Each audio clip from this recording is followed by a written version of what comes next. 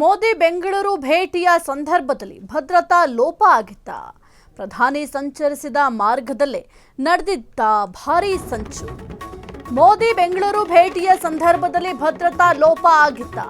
ಪ್ರಧಾನಿ ಸಂಚರಿಸಿದ ಮಾರ್ಗದಲ್ಲೇ ನಡೆದಿದ್ದ ಭಾರೀ ಸಂಚು. ಮೋದಿ ಸಂಚರಿಸುವ ರಸ್ತೆಯ ಬಳಿ ಜಿಲೆಟಿನ್ ಕಡ್ಡಿ ಇಟ್ಟಿದ್ಯಾರು? ಪ್ರಕರಣವನ್ನು ಗಂಭೀರವಾಗಿ ಪರಿಗಣಿಸಿರುವ ಎನ್ಐಎ ಅಧಿಕಾರಿಗಳು ಬೆಂಗಳೂರು ದಕ್ಷಿಣ ಎಸ್ಪಿ ಶ್ರೀನಿವಾಸ್ ಗೌಡರಿಂದ ಮಾಹಿತಿಯನ್ನ ಎನ್ಐಎ ಅವರು ಪಡ್ಕೊಂಡಿದ್ದಾರೆ. ಸ್ಥಳಕ್ಕೆ ಭೇಟಿ ನೀಡಿ ಪರಿಶೀಲನೆಯನ್ನ ಮಾಡ್ತಾ ಇರುವ ಎನ್ಐಎ ಅಧಿಕಾರಿಗಳು ಕೇಂದ್ರ ತನಿಖಾ ಸಂಸ್ಥೆಗಳಾದ ರಾ, ಕೇಂದ್ರ ಗುಪ್ತಚರ ಇಲಾಖೆ, ಎನ್ಎಸ್ಜಿ ಭದ್ರತಾ ಪಡೆಯ ಮುಖ್ಯಸ್ಥರು ಮಾಹಿತಿಯನ್ನ ಪಡಿತಾ ಇದ್ದಾರೆ. ಎನ್ಎಸ್ಜಿ ಜೊತೆಗೆ ರಾ ತನಿಖಾಧಿಕಾರಿಗಳಿಂದಲೂ ತನಿಖೆ. ರಸ್ತೆಯ ಸಿಸಿಟಿವಿಗಳ ಬೆನ್ನು ಬಿದ್ದ ತನಿಖಾಧಿಕಾರಿಗಳು ರಸ್ತೆ ಎಂಟ್ರಿ, ನಿರ್ಗಮನದ ಸಿಸಿಟಿವಿಗಳ ತೀವ್ರ ಪರಿಶೀಲನೆ. ರಾಜ್ಯ ಪೊಲೀಸರಿಂದ ಕೃತ್ಯದ ತನಿಖಾ ಮಾಹಿತಿ ಸಂಗ್ರಹ.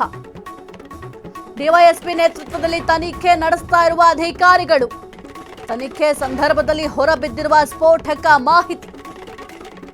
ಉದ್ದೇಶಪೂರ್ವಕವಾಗಿ ಜಿಲೆಟಿನ್ ಕಡ್ಡಿ ಹಾಕಿದ್ರಾ ಎಂಬ ಪ್ರಶ್ನೆ ಸದ್ಯಕ್ಕೆ ಮೂಡ್ತಾ ಇದೆ. ಇನ್ನು ಭದ್ರತಾ ಲೋಪ ಆಗಿದ್ಯಾ ಪ್ರಧಾನಿ ನರೇಂದ್ರ ಮೋದಿ ಅವರು ಆಗಮಿಸಿದಂತಹ ಸಂದರ್ಭದಲ್ಲಿ ಎಂಬ ವಿಚಾರ ಬಹಳ ಚರ್ಚೆಗೆ ಗ್ರಾಸವಾಗಿತ್ತು. ಏನ್ ಮಾಡ್ತಾ ಇದ್ದಾರೆ, ಭದ್ರತೆಯನ್ನು ಸರಿಯಾಗಿ ಒದಗಿಸಲಿಕ್ಕೆ ಸಾಧ್ಯ ಆಗೋದಿಲ್ವಾ ಎಂಬ ಪ್ರಶ್ನೆ ಕೂಡ ಮೂಡಿತ್ತು. ಸದ್ಯಕ್ಕೆ ಈ ಒಂದು ವಿಚಾರಕ್ಕೆ ಸಂಬಂಧಪಟ್ಟಂತೆ ಎನ್ಐಎ ಅಧಿಕಾರಿಗಳು ತೀವ್ರ ವಿಚಾರಣೆಯನ್ನ ಮಾಡ್ತಾ ಇದ್ದಾರೆ. ಬಹಳ ಮುಖ್ಯವಾಗಿ ಆ ಒಂದು ರಸ್ತೆಯ ಆಗಮನ ಆಗಿರಬಹುದು ಅಥವಾ ನಿರ್ಗಮನ ಆಗಿರಬಹುದು, ಪ್ರತಿ ರಸ್ತೆಯಲ್ಲಿರುವಂತಹ ಸಿಸಿಟಿವಿಗಳೇನಿದ್ದಾವೆ ಆ ಒಂದು ಸಿಸಿಟಿವಿ ದೃಶ್ಯಾವಳಿಗಳನ್ನ ಪಡ್ಕೊಳ್ತಾ ಇದ್ದಾರೆ. ಆ ಒಂದು ಸಿಸಿಟಿವಿ ದೃಶ್ಯಾವಳಿಯಲ್ಲಿ ಯಾರಾದರೂ ಈ ಒಂದು ಜಿಲೆಟಿನ್ ಕಡ್ಡಿಯನ್ನು ತಂದು ಇಟ್ರ, ಅವ್ರು ಯಾರು, ಅವ್ರ ಬಗ್ಗೆ ಡೀಟೇಲ್ಸ್ ಅನ್ನ ಕಲೆ ಹಾಕುವ ಕೆಲಸವನ್ನು ಕೂಡ ಮಾಡ್ತಾ ಇದ್ದಾರೆ.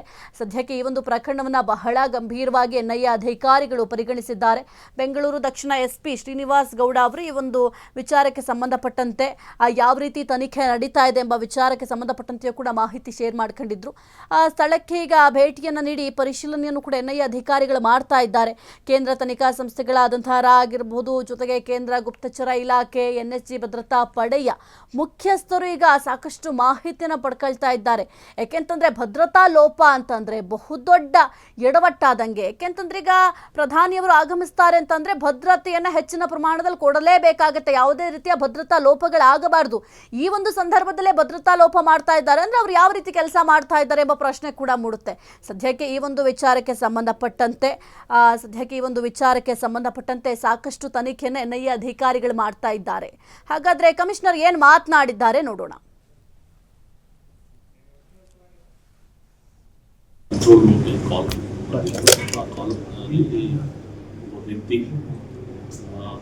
ಇಲ್ಲಿ ನಮ್ಮ ನಿನ್ನೆ ಬಂದೋಬಸ್ತ್ ನಡುವೆದಲ್ಲಿ ಒಂದು ಕಾಲ್ ಬಂತು. ಆ ಕಾಲ್ ಪ್ರಕಾರ ಒಂದು ಬಾಂಬ್ ಇಟ್ಟಿದ್ದೀನಿ ಅಂತ ಮಾಹಿತಿ ಕೊಟ್ಟರು.